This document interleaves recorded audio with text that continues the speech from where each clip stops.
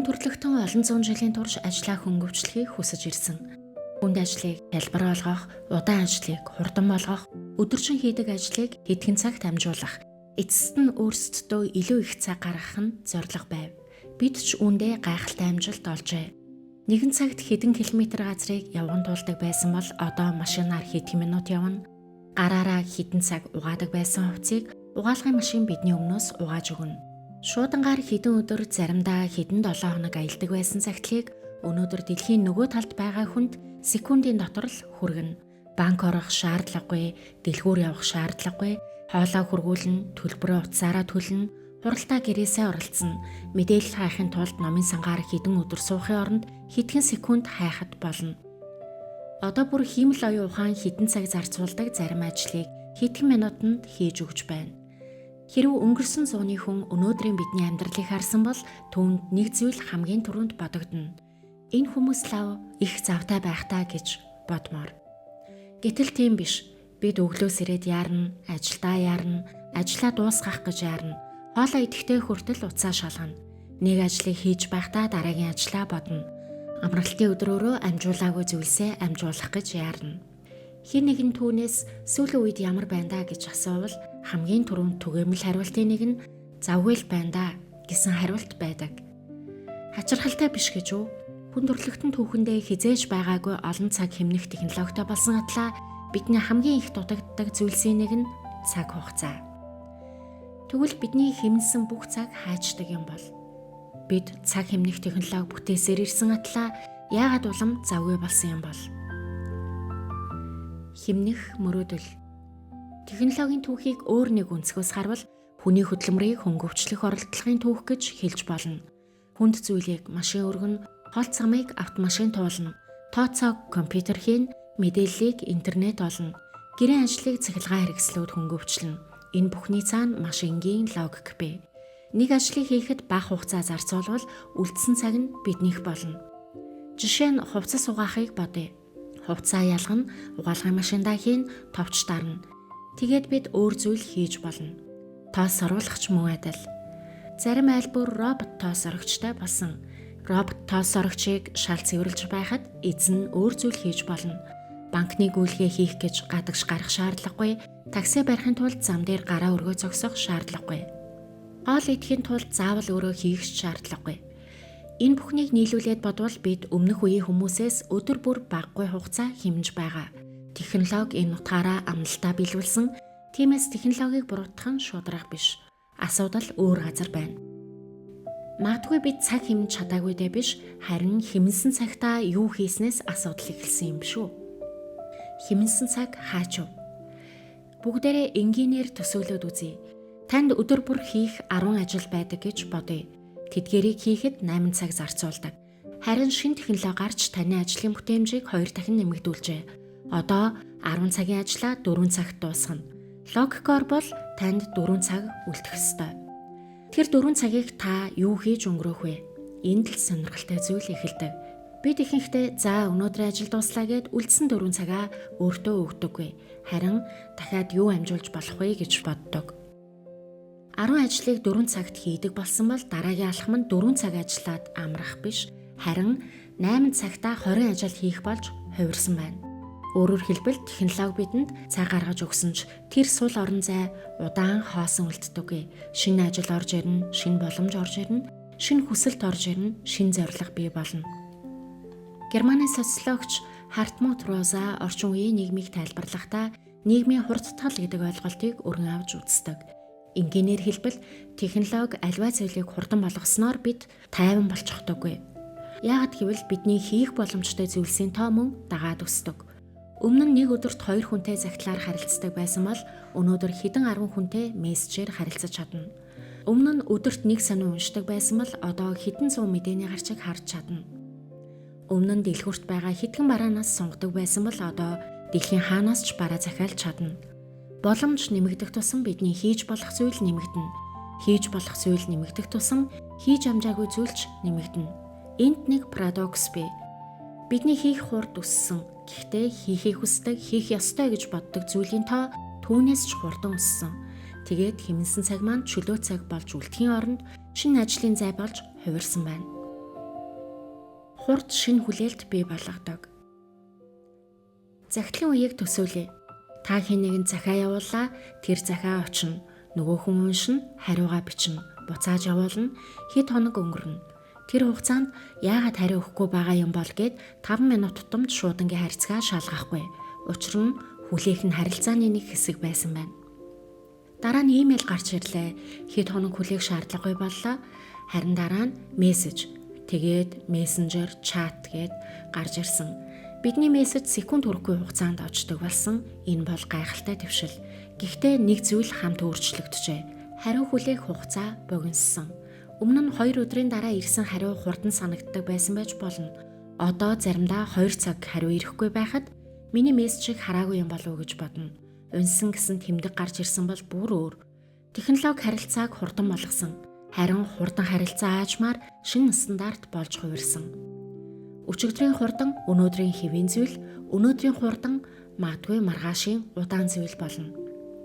Энэ нь зөвхөн мессеж дээр биш, хүргэлт хурдсан, үйлчлэгээ хурдсан, мэдээлэл хурдсан, шийдвэр гаргах хугацаа хурдсан, ажил хүртэл хурдсан. Нэг үед ажлын газар гэдэг тодорхой орон зай байлаа. Ажлынхаа хаалгаар гарахад ажил тэндээ үлдэнэ. Харин одоо ажил бидний халаасанд явж байдаг. Имэйл, мессенжер, ажлын групп, мэдээлэл. Орой гэртээ хоолоо идэж суухад хүртэл утасны мэдээлэл дуурдаг. Шинэ мессеж. Ажил биднийг дуудахад заавал офис дээр байх шаардлагагүй болсон. Энэ бүхний цаана нэг өөрчлөлт бий. Технологи бидний хүлээлтийг багасгаагүй, харин хүлээх хугацааг багасгасан. Цаг хэмнэх тусам илүү их хийдэг. Энэ үзэгдэл ажлаар дуусахгүй. Өдөр тутмын амьдралаа ажиглаад үзье. Онлайнаар бараа худалдаж авах нь дэлгүүр хэсгээс хурдан. Гэтэл бид нэг бараа хараад худалдаж авдаг болсон уу? Үгүй. Бүр эсэргээрээ 10 дэлгүүрийн үнийг харьцуулна, сэтгэгдэл уншина, дахиад хайна, өөр загвар байна уу гэж үзнэ. Худалдан авах үйл явц хурдан болсон ч сонголтын ертөнц асар том болсон. Мэдээлэл хайхад ч мөн адил. Өмнө нь нэг асуултын хариуг олохын тулд номын сан орж магадгүй. Харин одоо хэдхэн секундэд хариултыг олно. Гэхдээ бид мэдээлэл хайхад бага цаг зарцуулдаг болсон уу? Эсвэргээрээ өдөржин мэдээллийн урсгалдуунд амьдардаг болсон. Нэг бичлэг үзнэ, дараагийнх нь автоматар гарна, нэг нийтлэл уншина, доор нь өөр 5 холбоос байна. Бүр контентийг хүртэл хурдлуулж үздэг болсон. YouTube дээр подкастыг 1.5 дахин илүү хурдаар, видеог 1.2 дахин илүү хурдаар гэх мэт. 10 минутын бичлэгийг 8 минутанд үзнэ. Яагаад? Тэгээд хэмнсэн 2 минутаараа юу хийдэг вэ? Заримдаа дахиад нэг бичлэг үзнэ. Эндээс нэг сонио асуулт гарч ирнэ. Бид үнэхээр цаг хэмнэх гэж яарад байна уу? Эсвэл илүү их зүйл багтаахын тулд цаг хэмнээд байна уу? Энэ хоёр адилхан сонсогдож болох ч огт өөр зүйл юм. Нэг нь энэ ажлыг хурдан дуусгаад амрыг, харин нөгөө нь энэ ажлыг хурдан дуусгаад дараагийн ажлаа хийе гэсэн хоёр өөр ойлголт.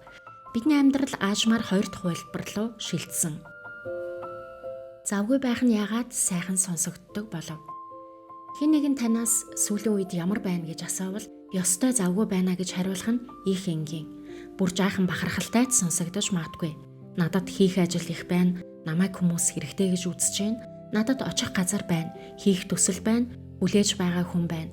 Би зүгээр суугаагүй.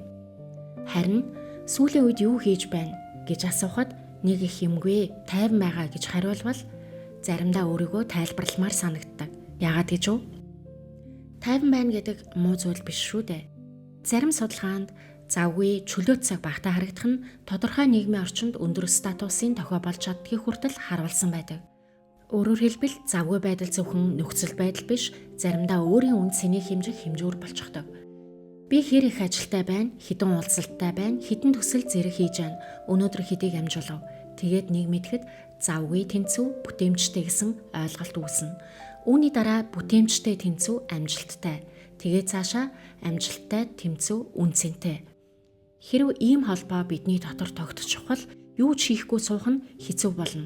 Учир нь тэр мөчөд бид зүгээр амарч сууж байгаа мэт биш, харин ямар нэгэн зүйл хийх ёстой байсан ч хийхгүй байгаа мэт санагдана.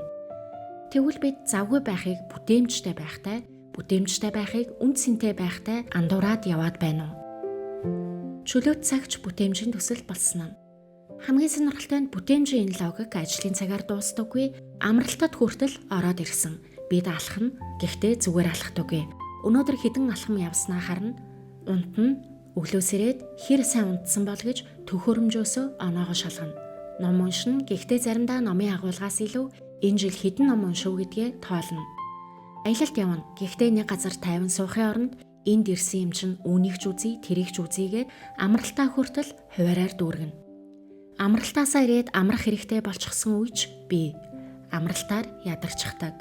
Бүр бясалгахтаа хүртэл өнөөдөр хэдэн минут хийв гэдгээ тоолно. Мэдээж алхмаа хэмжих, унтлагын чанараа харах, зорилго тавих нь муу зүйл биш. Гэхдээ нэг жижиг зүйл байна. Бид амарч байна уу, эсвэл амралтаа хүртэл сайн гүйцэтгэх гээд оролдоод байна уу? Чөлөө цаг гэдэг бол хийх ажлын жагсаалтын хамгийн дор байгаа бас нэг ажил биш. Харин чөлөө цагийн үн цэн нь ямар нэгэн үр дүн гаргах албагүйд байдаг биш гэж үү? AI бидэнд цаг хугацааг буцааж өгөх үү? Одоо бид цаг хэмнэх технологийн дараагийн том эрен үед ирээд байна. Хиймэл оюун. Өмнө нь хэдэн цаг, магадгүй хэдэн өдөр мэдээлэл хайж байж хийдэг ажлыг AI хэдхэн минутанд нэгтгэж өгч чадна. Урт баримт бичгийн эхний хувилбарыг богино хугацаанд гаргана. Мэдээллийг ангилна, орчуулна, тооцоолно. Давтагддаг асуултыг автоматжуулна. Тэгвэл энэ удаа бид үнэхээр цагтай болох болов уу? Нэг ажилтны өдөр бүр хийдэг ажлаас AI 2 цагийг хэмжээгээд төсөөлье. Тэр хүн 8 цагийн ажлаа 6 цагт дуусгана. Тэгвэл байгууллага нь өнөөдрийн ажил дууслаа 2 цагийн өмнө харж болно гэдгүү. Эсвэл сайн байна. Тэгвэл үлдсэн 2 цагт энийг бас хийчих гэх болов уу? Хариултыг бид мэдэхгүй. AI бидний ажлын цагийг яг хэрхэн өөрчлөхийг өнөөдөр эцэслэн хэлэхэд эрт байна. Гэхдээ бид өмнөх технологиудаас нэг зүйлийг харж болно. Хурд нэмэгдснээр сул цаг автоматар бий болдоггүй. Тэр цагийг хэн нэгэн хамгаалахгүй бол шин зүйлээр дүүрэх магадaltaй. Тэгвэл AI-гийн тухай хамгийн сонирхолтой асуулт нь AI бидний ажлыг хийж чадах уу гэдэгт биш байж мэднэ. Харин AI бидэнд цаг буцааж өгвөл бид тэр цагийг өөрсдөө үлдээж чадах уу байж болох юм. Асуудал технологид байсан уу? Энд хүртэл яриад ирэхээр технологи бидний ажлыг ийм болгочихсон мэт сонсогдож магадгүй. Гэхдээ үгүй. Угаалгын машин буруугүй. Тэр хувцас угаачаад одоо та сул байгаа юм чинь өөр ажил хий гэж бидэнд хэлдэггүй. Автомашин буруугүй, интернет буруугүй. Утас ч мөн биднийг заавал 24 цаг ажил гэж тушаадаггүй. AI ч гэсэн хэмнэсэн цагаа юунд зарцуулахыг бидний өмнөөс шийдэхгүй. Технологи бидэнд нэг зүйл өгсөн. Тэр нь боломж. Хурдан хийх боломж, хялбар хийх боломж, илүү ихийг хийх боломж. Гэхдээ илүү ихийг хийж болно гэдэг нь илүү ихийг хийх ёстой гэсэн үг биш. Энэ хоёрын хооронд ялгааг бид заримдаа мартчихдаг. Хэрэв нэг ажлыг 2 дахин хурдан хийдэг боллоо гэхэд бидэнд 2 сонголт бий. 2 дахин ажил хийх нэг сонголт, эсвэл ажлаа дуусгаад үлдсэн цагийг амьдралдаа буцааж зарцуулах сонголт. Бид эхнийхийг нь маш сайн сурсан.